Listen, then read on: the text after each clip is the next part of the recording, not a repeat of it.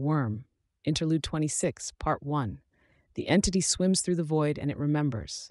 Everything is stored, dating back to the very beginning. In the beginning, a species chokes their gray planet. Here and there, land masses appear, created by inhabitants to trap or uncover the scarce food that exists. But the landscape is largely liquid, water thick with silt and other particles.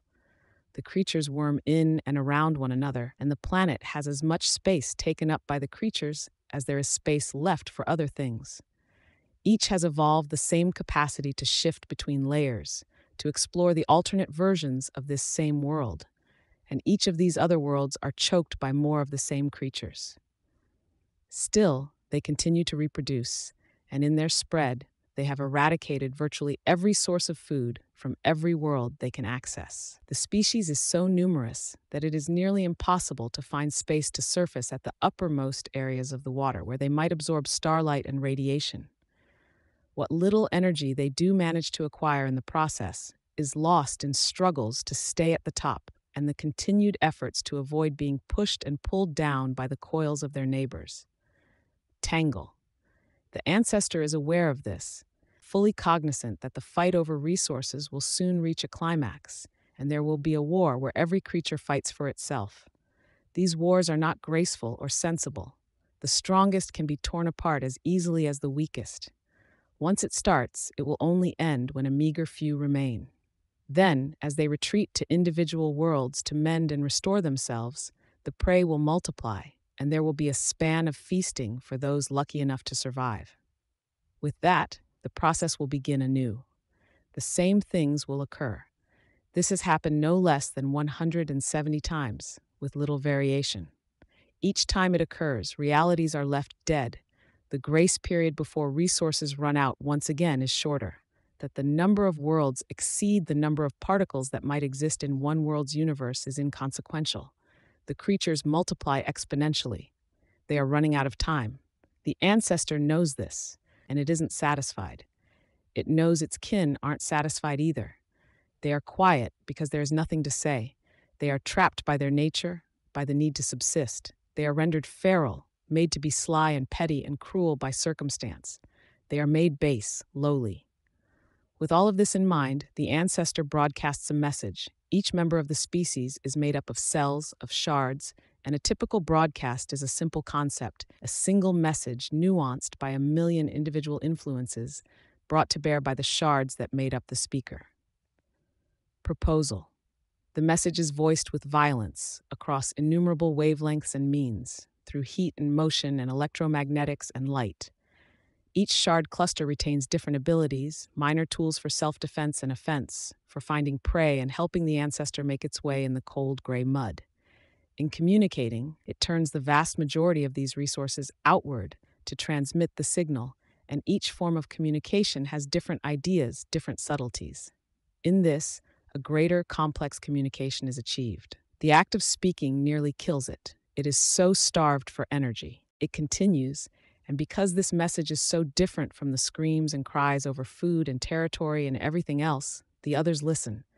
They expend their own energy to transmit it further. The idea spreads across every possible world like a ripple. A species needs to continue evolving. It needs conflict and variation. Failure to meet these objectives leads to self-destruction. By the time the ancestor is finished communicating, it is depleted, unable to even move as it is shoved by the bodies of others that swim past. Then, in bits and pieces, it is devoured. Devoured not for energy, but for material.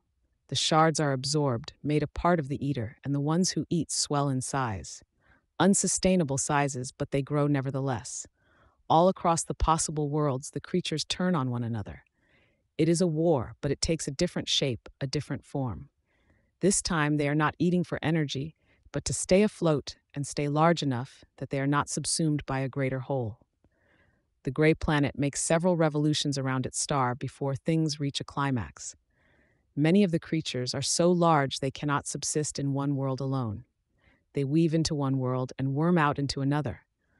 Every flank is vulnerable to another of its kind, lunging out into a world and attacking, consuming whole chunks at a time. Heat, cold, electricity, and mental manipulations are leveraged in these struggles. slowing their targets down enough for them to wrap themselves around, shear off a section to take into themselves.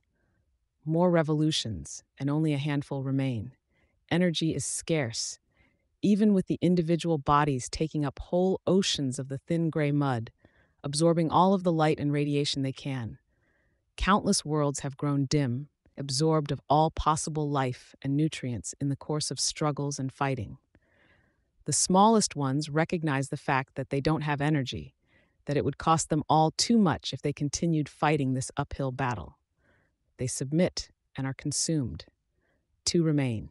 They spend time reorganizing themselves, shifting the sheer masses of shards they have acquired into forms useful for another task.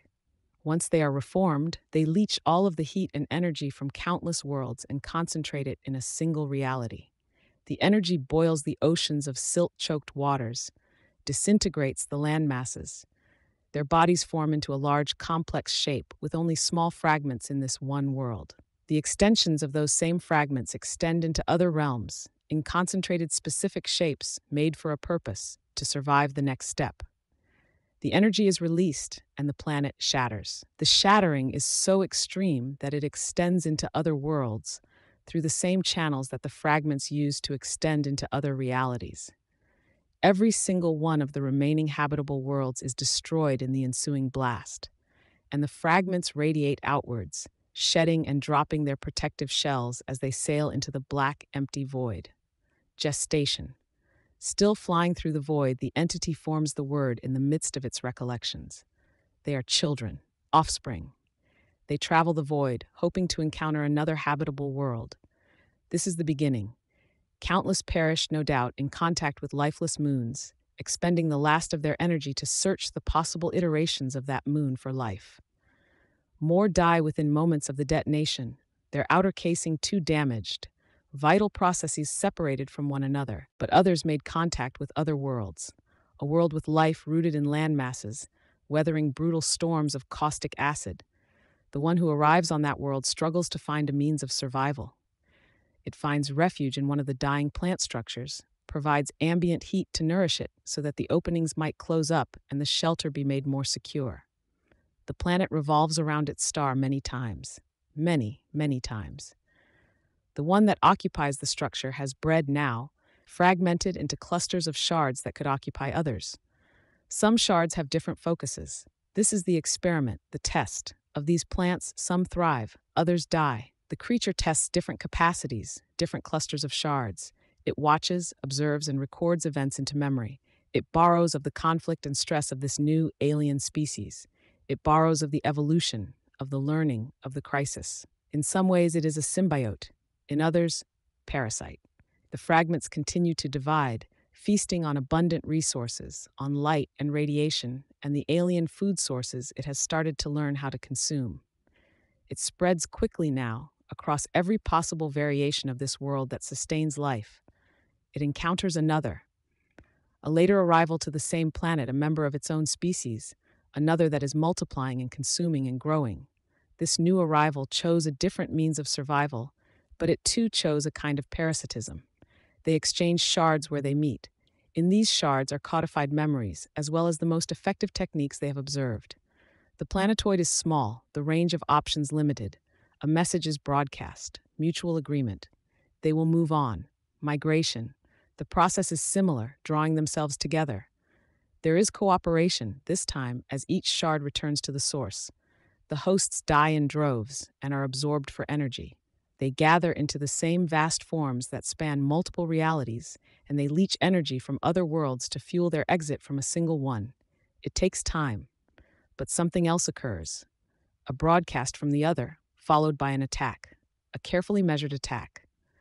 The two creatures ruin one another with friction and pressure, burning hot, and shards are destroyed. Many are partially destroyed. The other creature joins shards together into combinations, discards, and destroys. Repeats the process. New shards are created, different functions, forced mutation. The end results parallel the studies the creatures have made of the plant life on this planet with its acid rain. More blatant than intended in the beginning, but nothing lost. New strengths regarding growth and durability. They concentrate the energy as they form themselves into an encasement around the small planetoid. Shell. The detonation of the small planet scatters the individual clusters of shards, and this time they are better inured to the harsher elements of space. So the cycle continues. The next world encountered has sentient life, civilization, a complicated, rich world. It is a symbiosis this time, more than parasitism. The two species learn from one another. The shards code the technology of this new species into their memories. They learn of warping space and gravity, until the species turns against them. Those lucky enough to bind with the entity's offspring war against those who do not. Some seek to rule, monarchs. The entity forms the thought, defining the memory. The cycle is cut short by a forced exit, as the shards are rooted out and destroyed by the natives of this civilized world. They meet, they bind, and again they share ideas. Richer perceptions, complex technologies, and more are fashioned in the unity of three larger creatures. It is through differences in the greater entities that a richness is created, new derivations, new connections that none would be capable of on their own. The planet is expended, the offspring are cast off in every direction once again. This time they are capable of moving, of controlling their course. Gravity, warping space. The entity recalls all of this as it swims through the void and makes its way to the next target. It can reach back into the depths of its memory to recall all of what came before. Each time the cycle started anew, lessons had been learned, methods refined. Each time, the spawn that are spewed out from the destroyed planet are more robust, larger, hosting innumerable memories. Where memories fall in parallel, they are shared out, offered to others. After more than 3,000 cycles, there are safeguards, there are protections. The arsenal of abilities, powers, and protections the creature possesses have been built up. The entity remembers past failures and has adapted so they will not happen again. The entities travel with partners now, moving in spirals while maintaining a measured distance from one another. Each is slightly different from the other, taking on a different role. Attacker and defender, warrior and thinker, builder and destroyer. This divide is so they are able to take a different stance, shape their shards in subtle ways, and clarify the results when their shards are compared and joined once again. Some shall be kept, others discarded. Some will turn up interesting possibilities that can be explored when new shards are invented at the cycle's end. These individual focuses drive the pair, shape their tasks as they approach their destination.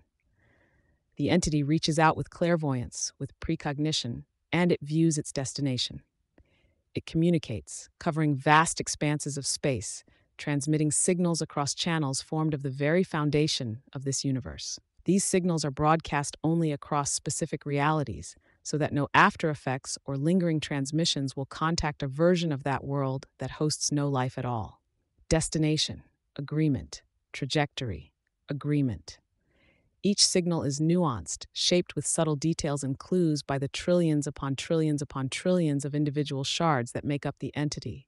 Through these nuances, it conveys more information than an entire planet of sentient beings might in 100 revolutions.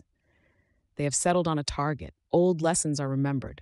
It is a planet of sentient life forms, more primitive than some the entities have run into, more advanced than others. Social creatures, forming communities. These societies teeter on fine balances, but they persevere nonetheless. A world rife with conflicts, big and small. Agitation. The new hosts are to be bipeds with a binary reproduction. Not uncommon and rich with potential. Such a division and natural competition for reproduction fosters a natural evolution and development. The entities will focus on them over any of the subspecies. These bipeds raise structures of hard earth or plant matter for shelter against the elements, draping themselves in softer materials for further protection. They shape the world around them, but are more immutable, unchanging in form, different from the entity in many ways. This was the stage in the cycle when the entity is most aware, most focused. It observes the possible worlds and judges which would be best. Colony, the entity voices the idea. With that same signal, the various nuances suggest countless worlds that are to be removed from consideration. Worlds without enough population. Agreement, the response comes. The entity's counterpart is taking a passive role, investigating only to confirm, to validate. This is concerning. Where's the counterpart's focus if not on this vital decision? Study reveals worlds with dominant belief systems, peaceful worlds, worlds crowded with 12 billion individuals, worlds with almost none. The entity pairs through these, deciding. It investigates, and in the doing, it prepares some shards for analysis and understanding of this particular society and culture.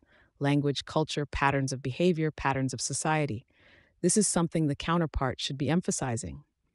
The process is interrupted by an arrival, a member of their own species, approaching. It was smaller, took a different form. It used different means to travel. This was what had distracted the counterpart. Its ancestors had traveled a different path, easily hundreds of cycles ago, before the entities had begun traveling in pairs. This new arrival had encountered different worlds, less worlds, and it had developed differently. The lesser one crossed paths with the entity's counterpart. For a duration, they intertwined, meeting through multiple realities, their bodies rubbing and crushing against one another. A sharing of details, a wealth of knowledge from hundreds of cycles, a sacrifice of the same. The lesser one moves on, bloated with new shards and knowledge, but the counterpart flounders. It sacrificed too much concern, confident. The counterpart is not worried. The signal carries notes of hope for the future. The counterpart will replenish its shards, its stores of knowledge, memories, and abilities at the conclusion of this cycle, reuniting with the entity. The counterpart is supposed to be the passive figure, the thinker, the planner, while this entity is the warrior, the protector. The entity is forced to make up for the counterpart's disability, to slow its advance through the void as they approach their destination and devote resources to analyzing, something the other should be doing instead. The focus is on one reality. They will subsume it first, then expand to others. The most efficient route, achieving maximum amounts of conflict. By testing their own shards against one another, they gather information. The entity's shards will fight among each other, and they will fight the counterparts, and they will steadily learn. With a species such as these social bipeds, the entities can draw new conclusions, come up with new uses for shards. It tracks and records details that allow it to shape new shards at the cycle's conclusion. But their new hosts are a weak species, fragile. The abilities must be limited in scope. Worlds that are too advanced would be too fragile, as advanced weapons eliminate too many, cut the process short. Destination. Agreement, the response is not so complex, is expressed in a softer, quieter manner. Still, the pair have settled on a set of realities. The entity focuses on one, enough individuals, natural conflict and confrontation, a balance of physical and emotional stressors. The environment is damaged, but not so much it would inhibit growth. Hive. The entity communicates the decision, agreement. The counterpart grasps it immediately, knows which reality he means. The focus changes, an interplay of communications, one bouncing off the other, as they designate realities. Each shard needs one. Some shards need to cluster and reside across multiple realities. They draw on these worlds for power, for energy, and thus fuel the techniques they have been coded with. Each shard, in turn, needs a target. The entity's focus expands, designating likely partners. Past mistakes have been accounted for, and the shards will connect in a covert manner. They will reside in other worlds, uninhabited worlds, and they will remain cloaked and concealed in areas this new host species is unlikely to explore. It is a negotiation, ownership here, claim there, territory here. With each statement, they each catalog the realities. Similar realities are included together for both the entities and the shards. Too many complications and confusions arise when interacting with worlds that are exceedingly similar. Not an effective form of conflict when it is the same lessons learned over and over again. It is better to connect them into groupings, limit exposure to each set of worlds. One shard is capable of settling in a grouping of near-identical worlds, drawing energy from all of those worlds at once. The entity looks to the future to check for danger. Plague. All signs point to the shards murdering their hosts. The hosts must be protected, or this will be disastrous, counterintuitive. The entity adjusts the innate safeguards, protections to reflect the host species and their tolerances. The bonding process will protect the host where the host needs protection. Shards that are capable of providing flame at will cannot burn the hosts now. Shards are reorganized, combined, and clustered where necessary to grant sufficient protection. Infestation. better, but not perfect. The entity refines the process, limits certain abilities so they will not eradicate too many at a time. Soft. The broadcast is sent out to the counterpart, along with suggestions and tips on how to refine the shards. Agreement. The counterpart accepts, but the entity can still see fallout effects. There are parallels in memory storage. Not many, but there may be glimmers where the subject is capable of perceiving the information stored in the shard as the connections are formed. For good measure, the entity breaks up one shard cluster, tunes it, then codes the effect into each and every shard. It studies the host species further, refines, attunes. It takes time, but the entity forms a sufficient safeguard. The host species will forget any significant details. The broken shard is cast off, joining countless others. It will bond to a host. The entity looks forward, checking. After the target planet has revolved 33 times around its star, this shard will connect to a host. A male guards his offspring, a female with his size and bulk. A group of hostile bipeds cluster around them. They call out, making unusual loud sounds suggesting intoxication. One of the hostile ones gestures, gripping its male parts, pulling them free of their coverings. A sexual gesture follows, waving the organ left and right, thrusting it into the empty air. Sounds of amusement, laced with hostility. The male and his offspring retreat as far against the nearest construction as they are able. The shard connects, attaching to the male. No, it is ineffective. The female is clearly more distressed. Pray. There is a way to maximize exposure to conflict. The entity taps into its understanding of the bipeds and how they operate, recognizes the signs of distress, the nuances such things can have. It views the future again, with changes made in the code. This time, the shard settles in the male, then immediately shifts to the more distressed female. Insinuation. The shard connects to the host's neural network. The bond is created. The shard opens the connection as the stress peaks, and the host doubles over in pain, bewildered, stunned. The shard then forms tendrils that contact each individual in the area. It retains traces of the entity's tampering, of the studies in psychology, awareness, and memory, and is quick to adapt. It finds a manner in which it can operate, then alters itself, solidifying into a particular state. The remainder of the functions are discarded. The ones in the shard itself are rendered inert to conserve power, while the ones in the host fall away, are consumed by the shard. The host's neural network changes once more. The female disappears from the awareness of the hostile ones that surround it. The entity looks to the future to see if this is sustainable, efficient. All seems well. A view of other bondings suggests this emphasizes younger targets, particularly those in a middle stage of development, between a lesser phase and an adult phase. Emotions are higher at that juncture, and the possibility of conflict increases further. The entity allows for deeper connections to foster more conflict. The underlying instructions are already present from previous cycles and can be left largely alone. These bipeds war with each other enough. It will only serve to assist the most extreme cases. Forget. The entity informs its counterpart of the changes it made. Agreement. The counterpart acknowledges. Emotion. More changes. Agreement. Before the last response is received, the entity has already begun shedding shards that won't prove useful or particularly problematic. Shards for attack and defense, distributed over an even geography, an even timeline.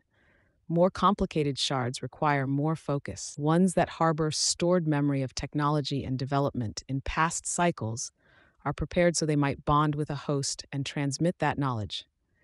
For others, there is no easy way to apply the contained knowledge, so they are coded to draw from the host's recollection and awareness, or to search the entire planet for details and information on what it might be able to do. Ones that alter the nature of the host in fundamental ways are planted throughout, so as to add more variables in how the others must adapt to them. A host that chooses how gravity applies to it. A host that can become a storm of friction, intensifying all friction in an area around it. One that becomes immaterial. Another that can make paths between realities, with safeguards to keep it away from ones the shards are rooted within. The entity is approaching the galaxy cluster in question now, and it sees its counterpart doing the same, if at a slightly slower pace.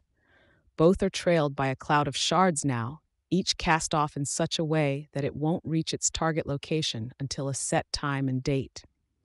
The entities begin to close their spiral dance, drawing together as much as they can with the counterpart struggling.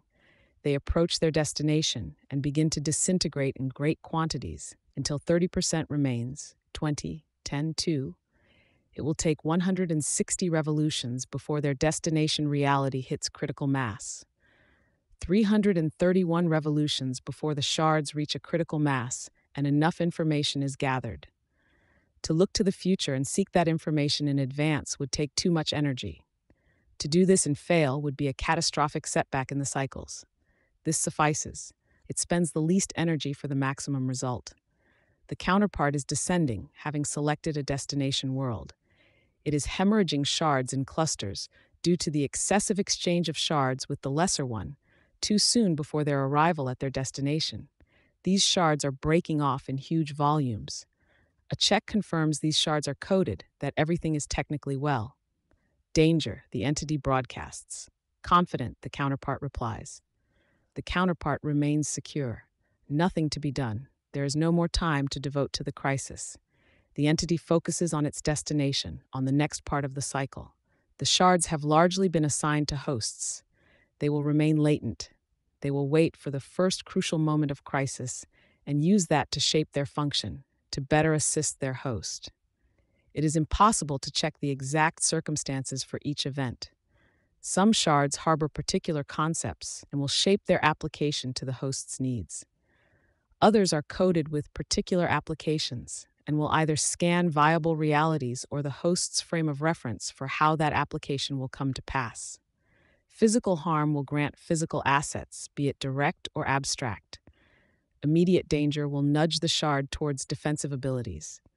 Ranged attacks against living threats, an ability to shape or affect the environment against environmental dangers. Successes will help refine the abilities, provide inspiration for the development of new shards. Failures will help all the same. In hosts, too, there will be variations.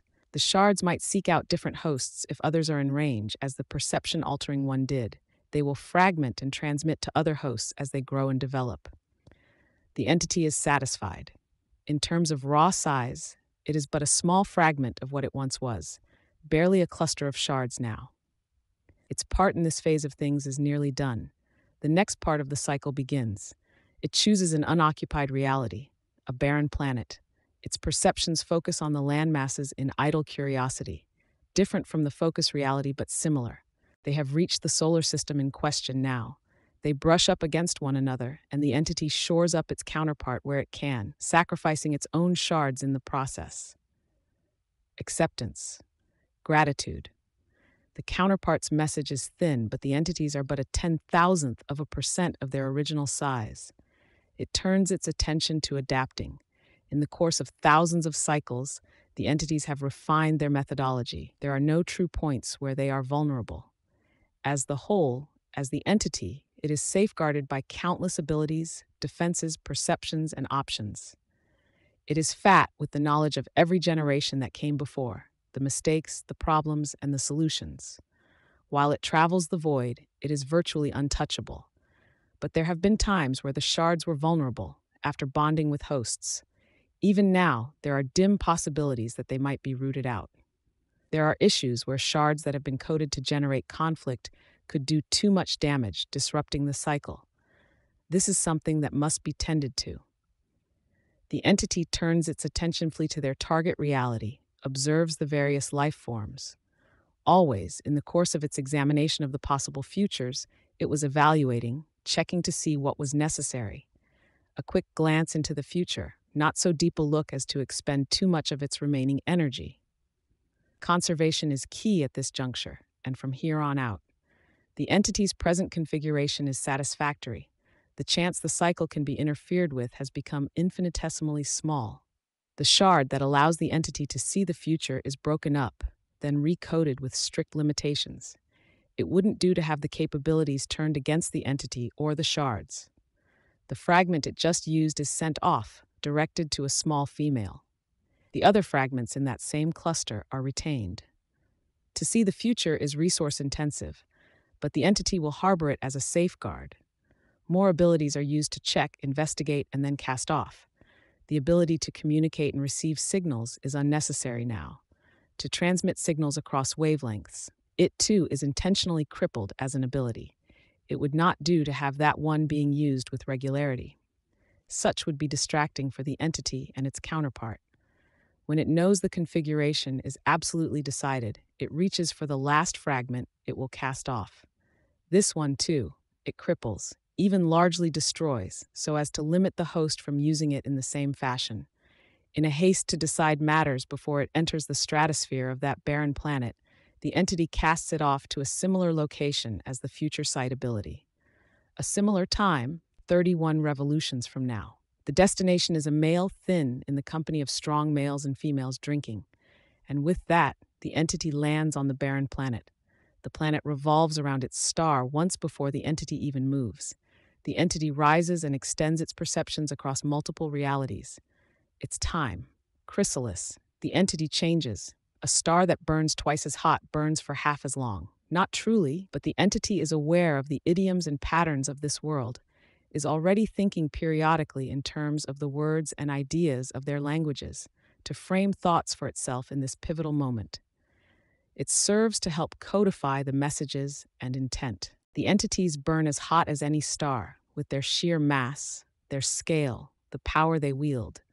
This is acceptable while traveling the void, when much of the body remains in a hibernation state.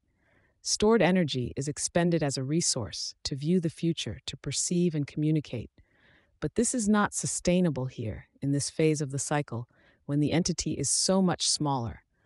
The entity has cast off all but the most essential parts of itself, distributing the shards throughout this reality. More shards will shower on other realities in time, likely around the point the first have started fragmenting in greater numbers. Cycle to cycle, the role changes. Direct involvement, watching from afar, being visible or staying out of sight. Different roles to shepherd the shards through different worlds. The entity takes shape. It retains the capabilities it had when it first arrived. Imago, adult state. Much of it is still too large for the target reality. It leaves that portion of itself behind, maintains a connection, a safeguard. The body it uses is but an extension, a tendril. It codifies the thoughts and memories of the society it investigated into a usable fashion. Then it waits, sentinel. Time passes, a revolution of the planet around its star.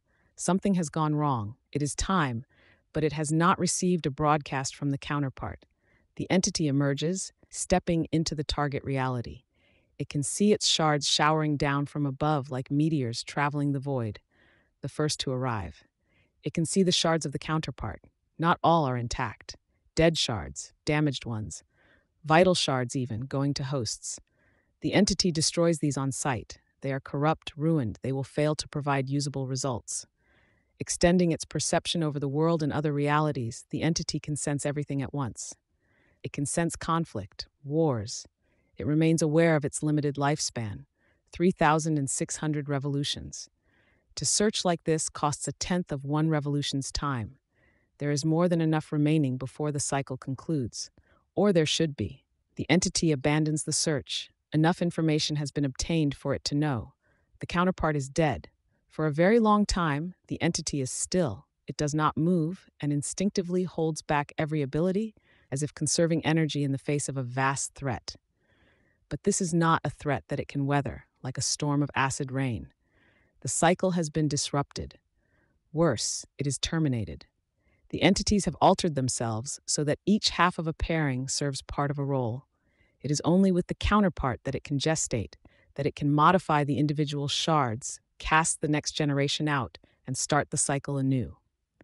In seeking to understand the host creatures, the entity had coded shards to emulate them.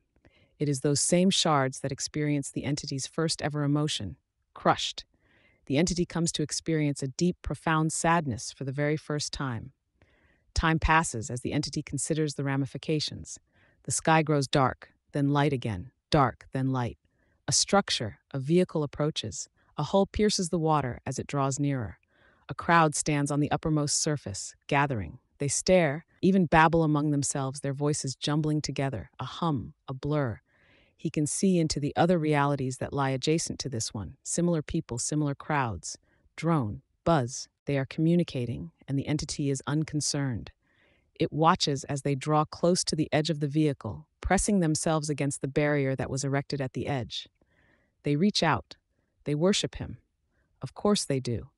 His form was crafted to fit the values of this reality.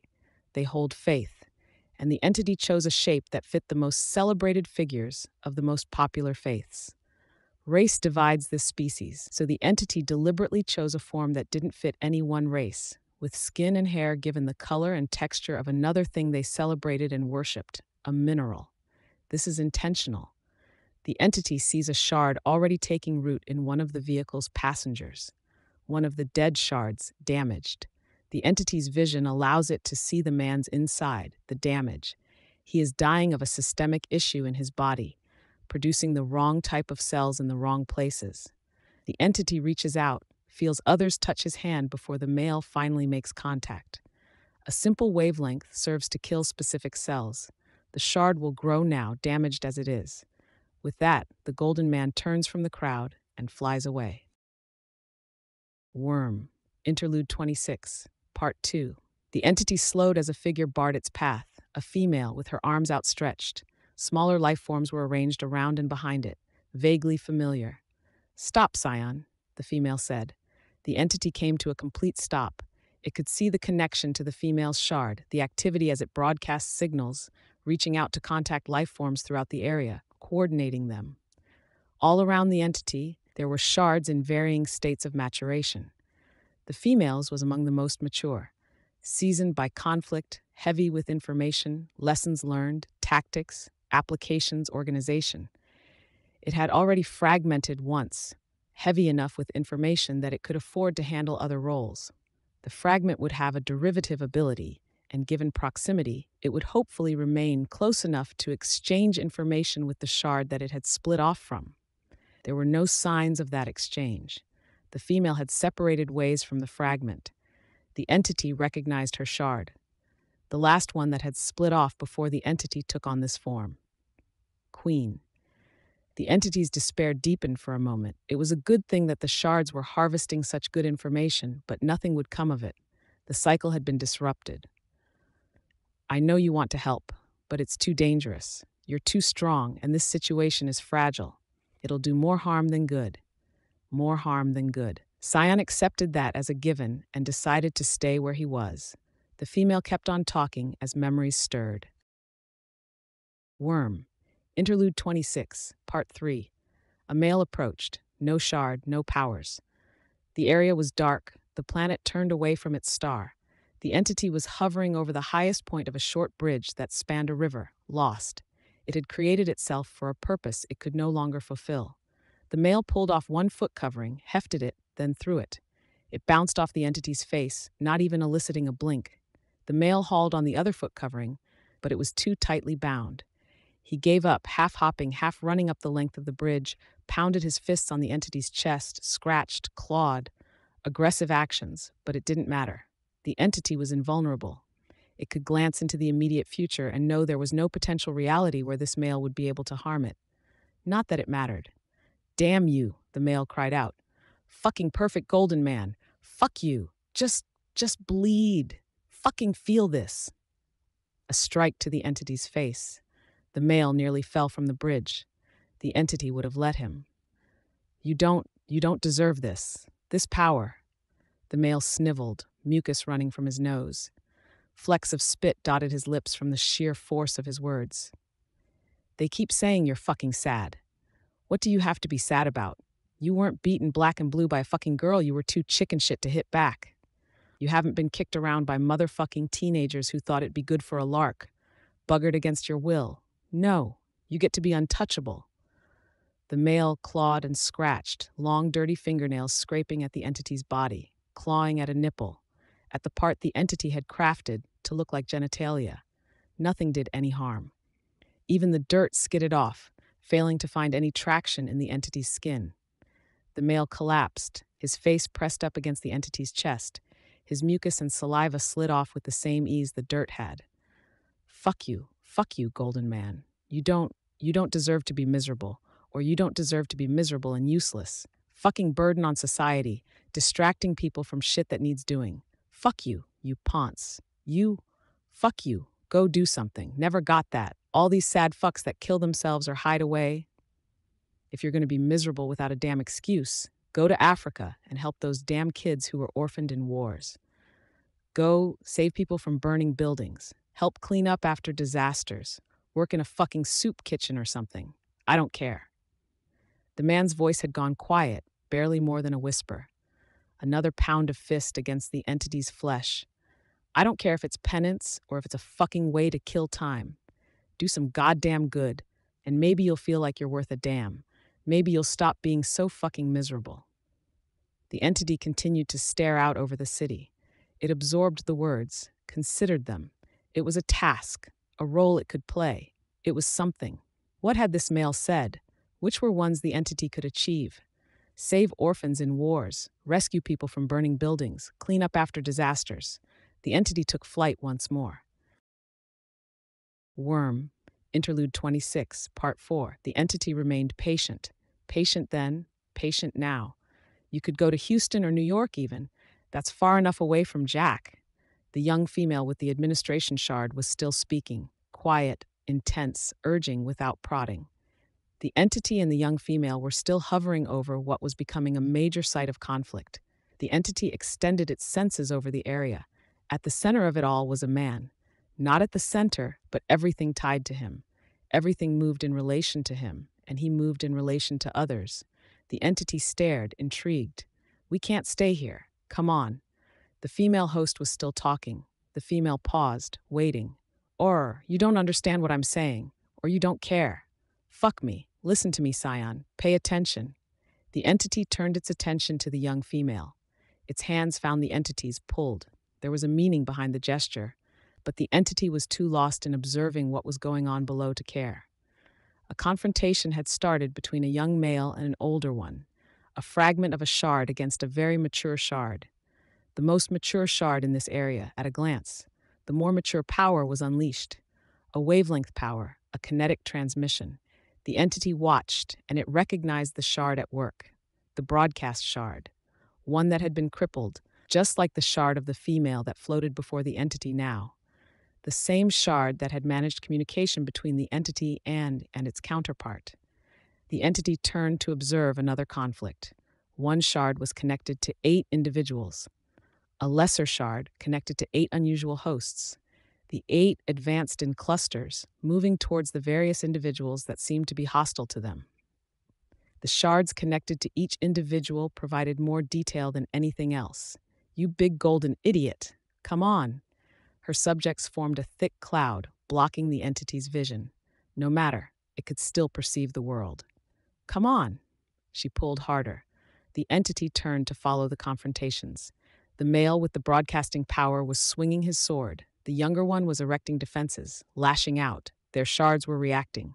The entity could see how every aggressive shift in the younger one was met by an instinctual retreat in the older.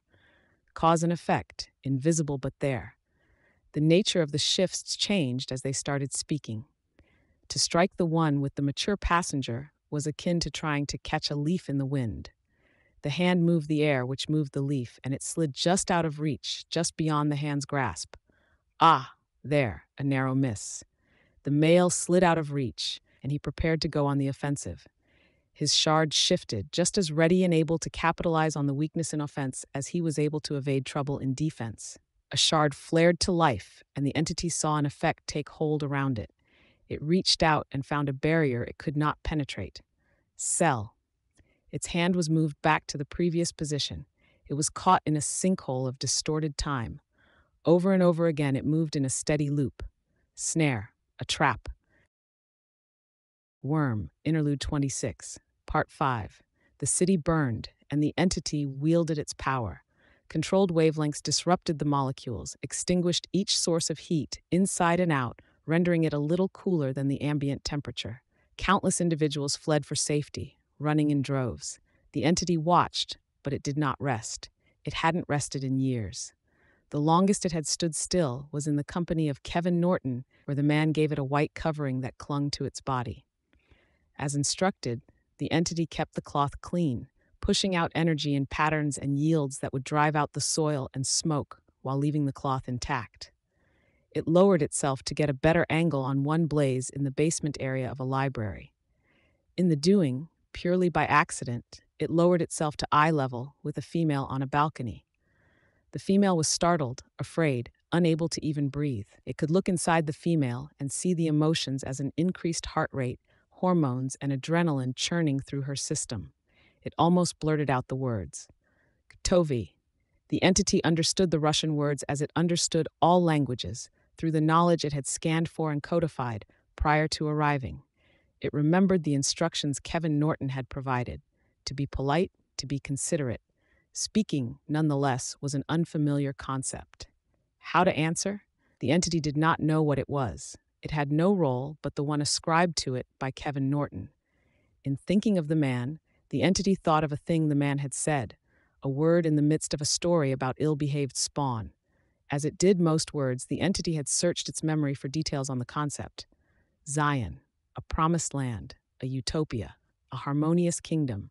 The promised land could be this world at its climax, the shards at critical mass, the entity and its counterpart bringing about the end of the cycle. It could be utopia, as the entity understood the term. It could be the world at peace, people saved from hardship, as Kevin Norton had described it. Whether the entity was somehow able to return to its original task, or whether it continued carrying out Kevin Norton's answers in an attempt to find itself, the term fit. Zion, it spoke. Worm. Interlude 26, Part 6, Memories. A refuge, a reminder of how things should be if the cycle were intact. There would be more shards, more conflict, but it would be more controlled. The dead shards polluted the setting, almost too numerous. The female with the administrator shard had long since fled, covering the retreat with her small army of lesser life forms, more traps snapping into place in her wake. It thinks of Zion, and it thinks of other metaphors and ideas. In the 33 revolutions since arriving on this planet, the entity has had time to think. It has saved a lot of individuals from harm, heard many prayers. It was aware of everything that occurred around it. The planet's star moved across the sky, above the dark, heavy clouds of moisture. Small movements, but movements nonetheless. It thought of the beetle in one mythology, rolling the orb across the sky. It was an idea that persisted across mythologies. Scarab, chariot, the brother, the sky barge, abstract thought. Was that the sort of pattern that led to a connection, an inspired idea in the development of new shards? The entity wasn't sure. Its counterpart was supposed to handle such matters, retain that capacity for thought and analysis. Its physical body continued to loop in time. It didn't matter. The conflict continued. The broadcaster was moving in and out of trouble, relying on a pronounced projection that was being emitted by a dead shard to provide further protection. There was another entity nearby, a boy with another dead shard. Odd that they had gravitated towards the broadcaster. Mature shards, a situation ripe with conflict, so much to be gained, and nothing could be done with that. The entity felt a hint of another emotion, dismissed it. The simulation of the host creature's psychology was only that, a simulation. It would spend some time here. Nothing would change in any event. Kevin Norton had passed. The entity observed the ongoing conflict. No less than 5 seconds after it had been trapped, 2 figures had emerged from a doorway between worlds. The entity could see the paths forming, trace them back to the source. Another world, a living world without a shard occupying it. They engaged the 8 with their own perception abilities, intervening to assist a group of others. As a pair, they opened fire with guns, then waded into hand-to-hand combat. The entity looked at the male, and it saw the connection to the same shard as the 8. His connection was stronger, more mature. It looked at the female, and it saw a shard that wasn't its own, but wasn't dead. Puzzling. The fight progressed. Strikes with weapons and with the creature's limbs were evaded, a careful dance of attacks where each edge and bludgeon touched skin, many even shaving off the finer hairs from cheeks, noses, and chins. The male fought the 8 in such a way that they couldn't move without exposing themselves to attacks from the female. Each movement placed the male in a path for obvious harm, a fatal blow, but the 8 could not capitalize on that. At the same time, he positioned himself in such a way that 4 or 5 at a time were unable to retreat. not just in reach of weapons, but in reach of arms, elbows, for being taken hostage. The female felled 3 of the 8, and the situation was decided. The remaining 5 dropped to a position where they sat on their knees. She spoke, and an interdimensional portal appeared behind them. They crawled through, heads down, and the portal closed. The pair glanced up at the entity as another wormhole opened. They stared. The entity, in turn, faced a different direction, but it could perceive them nonetheless. They disappeared back into the portal. Puzzling, the entity observed as the fight concluded elsewhere. The broadcaster remained unaware as an individual without any attachment to shards at all entered the confined space, unloading a vaguely familiar substance over the group, something the entity might recollect if it had access to all of its memories. A technology, it didn't matter. The entity watched as the broadcaster was sealed in a time distortion. A female, standing just outside another time distortion, walked around the effect, charging objects with energy. The entity could see as the small pieces of alloyed metal unfolded, taking shape in not just this world but all realities, at the same space and time, bristling with an effect that would sever their attachment to most physical laws. They were thrown, and they disrupted connections to 2 shards at once. The projection disappeared, only to reappear a distance away. The boy who had created the time distortions fell as well. Sting, the entity thought. Once it had been a weapon for his kind, against his kind, back in the beginning, when they had dwelt in oceans of gray sludge. The others hurried to confine the broadcaster. They were apparently aware of what he could do. Interesting. Worm, Interlude 26, Part 7. Just you and me, Tecton said. That's what he said. Between gasps of pain, anyways. I wish I had better company, but I'll take what I can get. Ironic that you're so boring. Golem looked at his old leader. That's it. Tecton shook his head. He said, I bet you think you're noble. You're not. You're uglier than any of us, Sparky. And that's it. The DT guy foamed up the gap. I raised the shelf, you closed the hand, and he was completely sealed in. You're right. That doesn't make a lot of sense. He hasn't ever met me. Golem shook his head. Doesn't seem world-ending. Worm, Interlude 26, Part 8. I always hated the blank slates, Jack groaned the last word. His utterances were finding an odd cadence or rhythm between the gasps of pain, the fresh wounds that were actively crisscrossing his body, opening his stomach, his intestine being gripped and pulled through the wound as if by an invisible force. The foam weighed him down, and in the midst of the complete and total darkness, he stared skyward. Never that interesting. He grunted. Never created art, never created variation. You're worse than most. High above, the entity listened. Worm, Interlude 26, Part 9. Tattletale listened over the earbud microphones as Tecton finished relating Jack's statements. She raised her eyes from the computer. Her underlings were arranged around the room, along with others. Her soldiers were at the ready, alongside Imps Heartbroken, the first and second in command of the Red Hands, Charlotte, Forrest, and Sierra. Sierra was bouncing her leg nervously. She'd cut off her dreads, and her hair was short to the point of being in a buzz cut, with a fringe flopping over one side of her forehead. But for the hair and 2 small hoop earrings in one ear, she was a businesswoman. Had to be, when she was the ostensible owner of all of Brockton Bay's prime real estate. Charlotte was in the company of one of the children, holding him close. Her fingers toyed with a paper origami cube, and she was doing her best not to look like she was poised on the edge of her seat for any news at all. The second she gave the word, they'd be ready to evacuate the city, to get people onto the trains and moved through the portal. But things have settled, she said. Jack is contained. She could see them all relax as if strings that had held them rigid had just been cut. That's it? I don't know, Tattletale said. She grinned wide. But if the world is ending, then it's an awfully quiet end. There were chuckles here and there, nervous relief. Go home, or go do whatever, she said. I'll be in touch with more news, let you know how your territory leaders, past or present, are coping. As a crowd, the others began filtering out. Sierra stayed where she was, pensive, but the nervous bouncing of her leg had stopped. Charlotte, too, remained. Sup? Tattletale asked. It's him, Charlotte said. Aiden. Hi, Aiden. He triggered yesterday. Didn't take much, which is probably good. Aiden hung his head. That's excellent, Tattletale said. She looked at the 7-year-old. How are you? Okay, had a nightmare for the first time in a long, long time. I woke up and I was sleepwalking and I didn't know where I was. I got scared and then it happened. What happened afterwards? Tattletale asked. Birds. Birds, I see. Interesting, she said.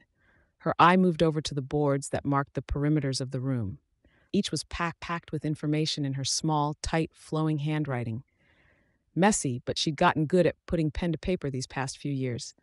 I push and the birds go where I pushed, or I pull and they fly away from that spot. It's hard to do. I can see what they see, but not while I'm controlling them. Like Taylor, but birds and not that flexible.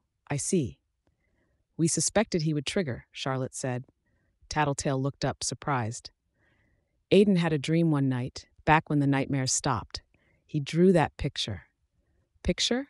I gave it to you. I kind of emphasized it might be important. Pretty sure that didn't happen, Tattletale said. She stood from her desk.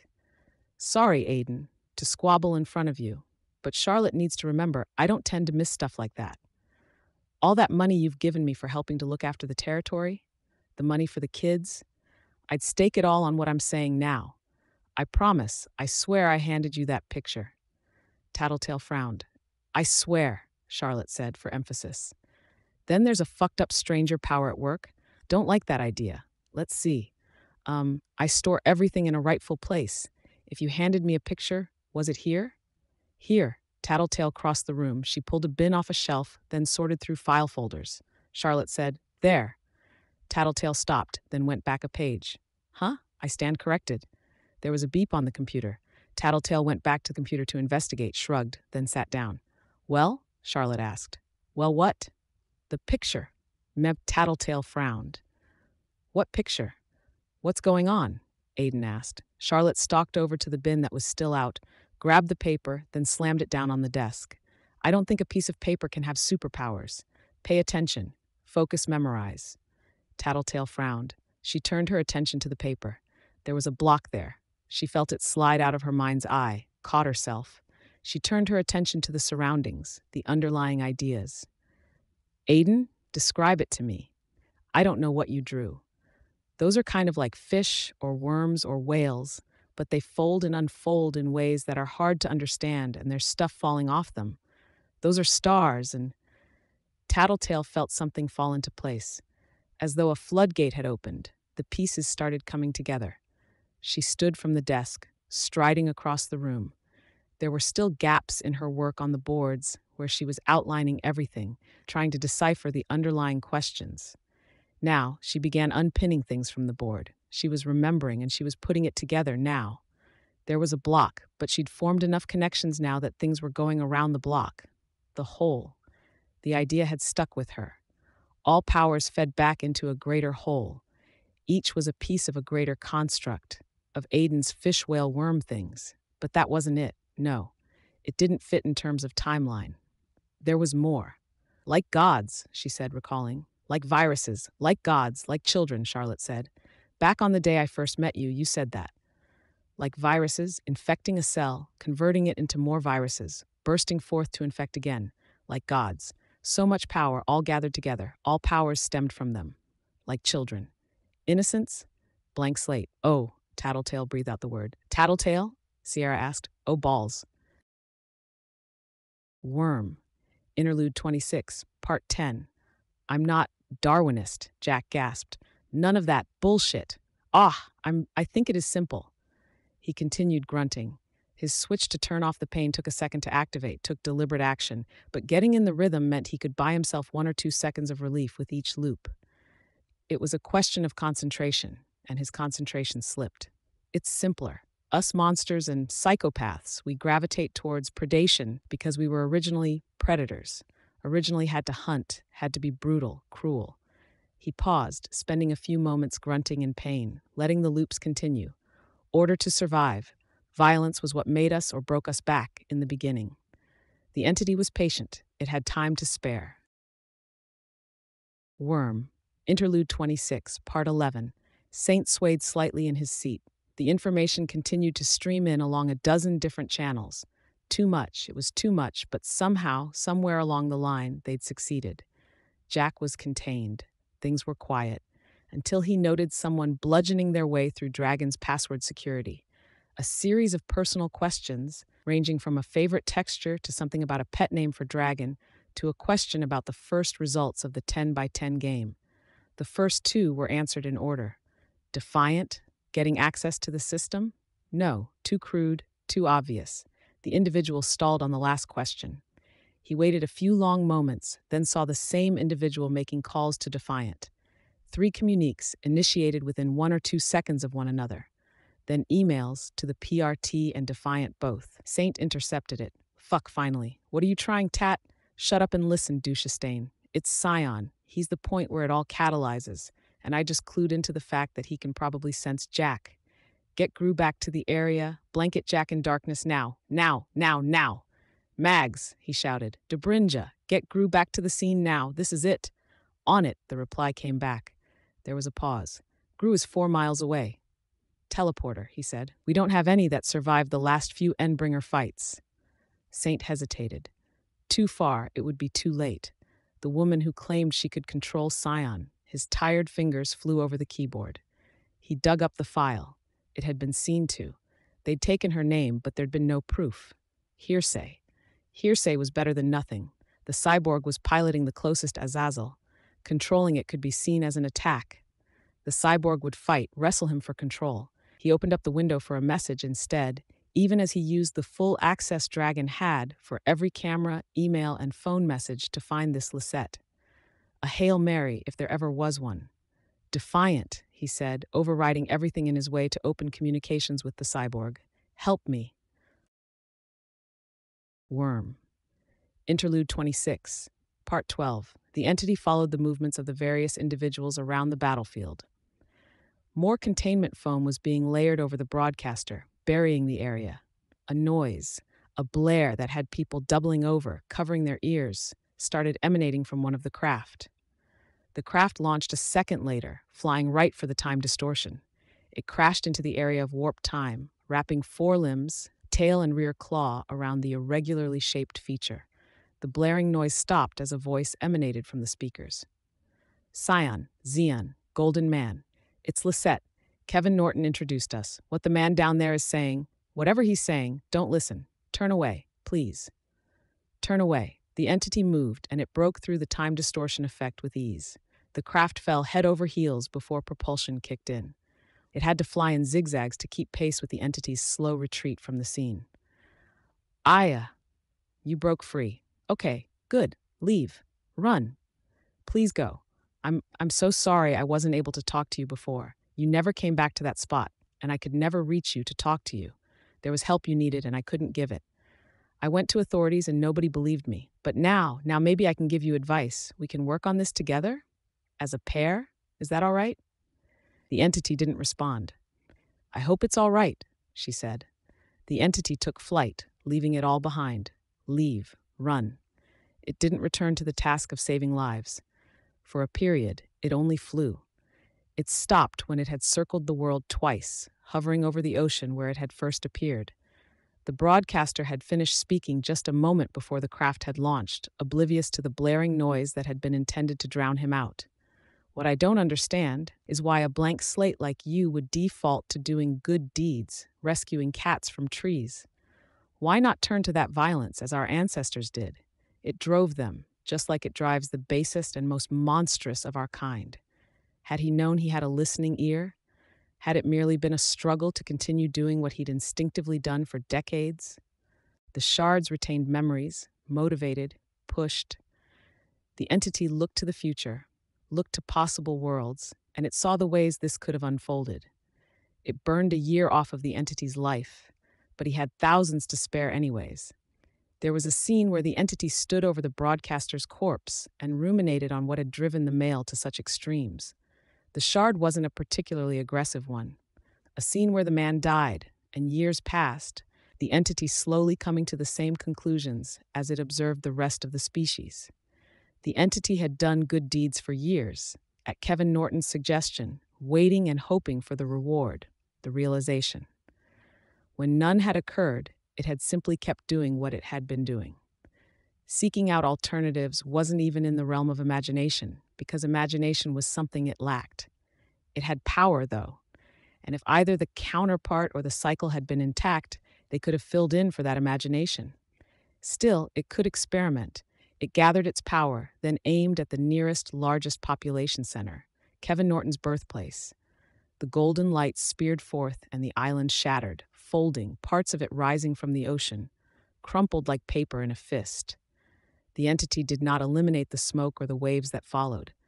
It simply let the aftermath occur. The simulated human mind within the entity felt a glimmer of something at that. Pleasure? Relief? Satisfaction? Something deeper inside, something primal, tied to memories back in the beginning, before the beginning, responded in a very similar fashion. The entity extended its perceptions outward, felt the reaction, the outcry. It turned words around in its head as if it were broadcasting to itself. Scourge, extermination, extinction. That last one was the one to fit. An interesting experience. After so much focus on the species as a whole, the evolution and development of the shards, on the cycle, in this, it almost felt like it was evolving as an individual, moment to moment. The entity opened fire once again, and this time it struck out at the coastline on the opposite side of the ocean.